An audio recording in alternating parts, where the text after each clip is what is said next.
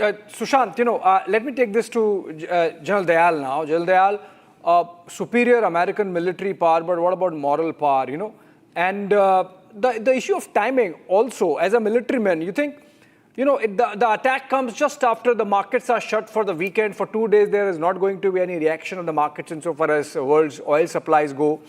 The Chinese ambassador or special envoy present in Caracas. In fact, even as we speak, the Chinese delegation remains stuck in Caracas because there are no flights to take off from Caracas given the military situation. So multiple messaging, multiple military objectives achieved there by this operation. General Dayal. Abhishek, firstly, let me clear one thing. We as soldiers, we understand that America has the capability. Nobody's questioning. That's why he's doing this. That's why he's doing this over last. I started my statement by saying that it is doing ever since Soviet Union broke and Russia became weak. Very clear. And all that I was saying was that with Venezuela, it does not require any other special, power to do what they did.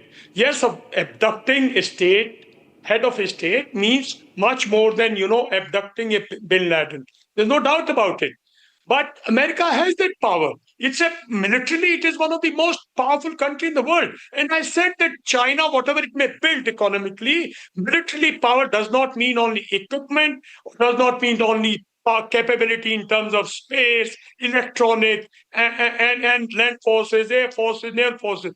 It requires a strategic, over a period of time, a leadership which is used to taking strategic decision, executing it, rehearsing it on the other country's soil, and succeeding it. And America has succeeded it, and there's no doubt. And that's why I said it has a messaging, maybe not so much to China or Russia, but to the countries which were slowly drifting in a manner because of economic power of China, or because of what China keeps talking or keep flexing its muscles, economic muscles on different countries, and large number of weak countries, particularly in the backyard of America, they would be much, much more now cautious. You see how much the impact has had on number of countries of their sanctions, of their trade tariffs. So similarly, this will have impact on weaker countries much more than tariffs. Let me tell you, very clear messaging by Donald Trump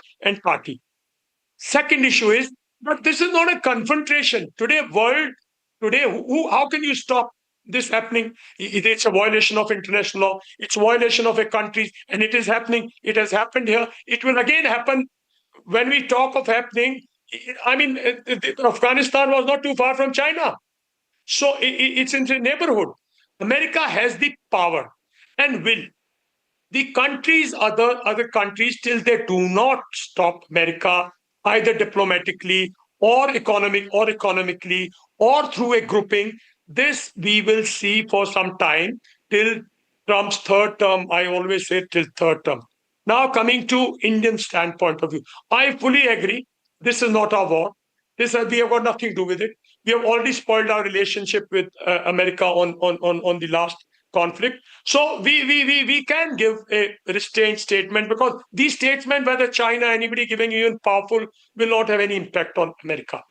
As far as the oil issue is concerned, I'm of the opinion that there's no doubt they want to deny the Venezuelan oil, but this will take time. Impact will take time. Today, the refineries and the cartels, the world oil is being controlled by a large number of cartels, which are Americans also, which are Europeans also. If you see the amount of oil which has traded from the coast of Netherlands in last Rotterdam and all these places, it is amazing. There are amazing cartels which are there, and there is every country has got 1 year, 2 year reserves. So people, it will take time. As far as war is concerned, we must understand Venezuela's terrain, its physical features, how it is divided, its population. Yeah. America will do something electronically or through the means of eliminating these people and bringing in a force which is pro-America, rather than getting involved in a massive war like ground war. Like it will use its what people call the third type of war, but it will use its means to eliminate people, those who are opposing America. Right? Whether they fall in line, and 90% will fall in line. We have seen this in Iran, in Iraq. We have seen this in other countries, right? They will fall in line, and probably, like I say, you will see some struggle, power struggle for some time. Ultimately, America will prevail and will prevail in this country. And Yeah. yes, today you don't have to fight a war.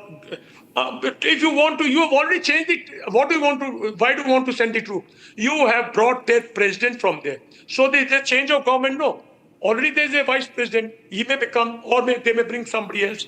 So the America is Yeah. succeeding in its aim because there is nobody to tell them, stop, this is immoral, Yeah. this is illegal, this is violation. So world has to witness this for some time, Yeah. and it's time that we find a force to counter this. Absolutely. In fact, it's great power triangulation that's really happening. Who's the mover? Who's the pawn? That's for the world to judge. We are, of course, covering it live as the events pan out. We are building up to that press conference by U.S. President Donald Trump. Thank you so much, General Bakshi, General Dayal, Ambassador Manju.